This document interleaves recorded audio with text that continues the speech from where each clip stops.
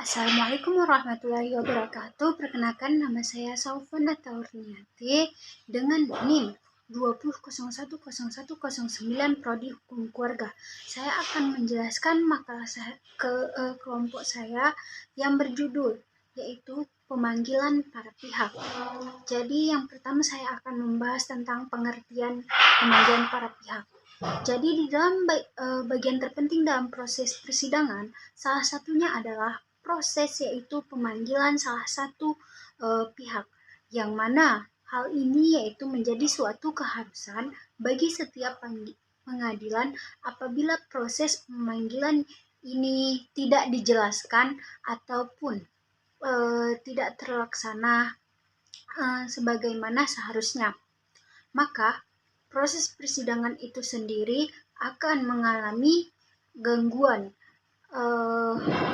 Jadi kata panggil di dalam Kamus Besar Bahasa Indonesia memiliki beberapa pengertian. Salah satunya yaitu memanggil, yaitu mengajak ataupun meminta datang dengan menyerukan nama dan sebagaimana. Sedangkan pemanggilan yaitu proses ataupun cara ataupun perbuatan memanggil menurut Yahya Harahap yaitu salah tokoh, pemanggilan atau panggilan dalam arti sempit merupakan perintah untuk menghadiri sidang pada hari yang sudah ditentukan waktu dan tempatnya. Sedangkan panggilan dalam arti luas meliputi tindakan hukum atau pemberitahuan atau informasi dari putusan pengadilan atau permintaan banding, memori, kontrak memori, banding, dan lain-lainnya. Yang B ada dasar hukum pemanggilan para pihak, yang mana terdapat dalam 1 HIR pasal 121 ayat 1, yaitu sesudah surat gugat yang dimaksudkan itu atau catatan yang diperbuat itu dituliskan oleh panitera dalam daftar yang disediakan untuk itu, maka ketua menentukan hari dan jamnya perkara itu akan diperiksa di muka pengadilan negeri, dan ia memerintahkan untuk memanggil kedua belah pihak supaya hadir di dalam persidangan yang akan dilakukan dan harus disertai dengan saksi-saksi yang dikehendakinya untuk diperiksa dan dengan membawa segala bukti ataupun surat-surat keterangan yang diperlukan atau yang hendak dipergunakan dan terdapat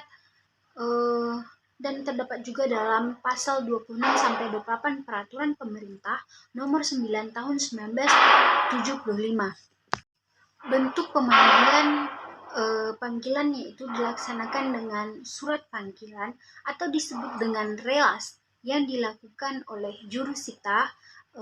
Relas masuk dalam kategori akta otentik, yang mana sebagai akta otentik apa yang terkandung dalam relas itu harus dibenarkan kecuali dapat dibuktikan sebaliknya.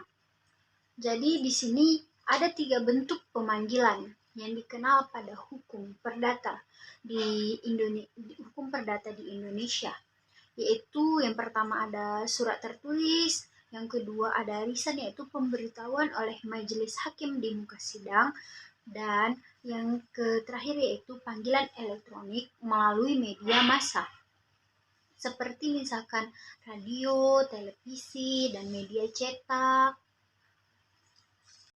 Tahapan pemanggilan terdapat berbagai permasalahan dan tindakan hukum yang perlu diperhatikan, yaitu dalam pelaksanaan dan penerapan pemanggilan seperti yang dimaksud di bawah ini, seperti misalkan majelis memerintahkan pemanggilan dalam penetapan hari sidang, diikuti pencantuman perintah kepada panitera atau jurusita untuk memanggil kedua belah pihak, seperti misalkan penggugat ataupun tergugat supaya hadir di depan persidangan pada waktu yang sudah ditentukan oleh hakim. Yang kedua yaitu ada petugas pelaksana pemanggilan. Yang melaksanakan pemanggilan adalah pejabat yang resmi berwenang melaksanakan atau melakukan pemanggilan, yaitu adalah jurusita. Jadi jurusita itu harus sesuai dengan kewenangannya, dan salah satu isi surat panggilan pertama kepada tergugat yaitu berisi seperti misalkan nama yang dipanggil, hari dan jam ataupun serta tempat persidangan, membawa saksi-saksi yang diperlukan, dan membawa segala surat-surat yang hendak digunakan. Terus ada misalkan seperti penegasan dapat menjawab gugatan dengan surat. Tata cara panggilan yang sah menurut hukum yaitu yang pertama yaitu pemanggilan tergugat yang tempat tinggalnya kita ketahui. Yang pertama yaitu harus disampaikan di tempat tinggal atau tempat domisili pilihan tergugat. Yang kedua ada disampaikan kepada yang bersangkutan. Ada yang ketiga yaitu disampaikan kepada kepala desa ataupun lurah apabila yang bersangkutan dan keluarga tidak ditemui jurusita di tempat tinggal atau di kediamannya, tetapi ini harus beberapa hari tidak diketahui. Yang kedua ada demikian presentasi dari saya, kurang lebih saya mohon maaf. Wabillahi taufiq wal hidayah. Assalamualaikum warahmatullahi wabarakatuh.